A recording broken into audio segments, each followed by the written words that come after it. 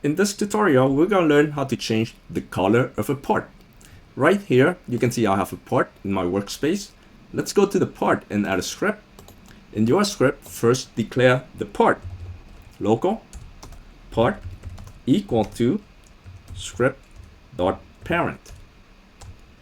Next, let's do a task wait of 8 seconds.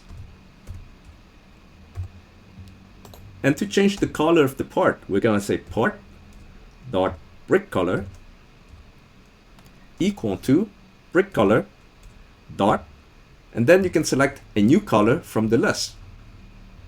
How about green? You can see originally my brick color is red, and now let's play test and take a look. And there is my red brick. Give it 8 seconds and it's gonna turn green. And there it is, it has turned green. Now if you want more color selections, if you just do a dot here, you can see this list does not have too many colors for you to choose from. If you want even more color selections, you can do dot new. And from here, just put in double quotes. So for example, if I put in a B here, you can see I have all these different colors to choose from. How about we change it to burgundy?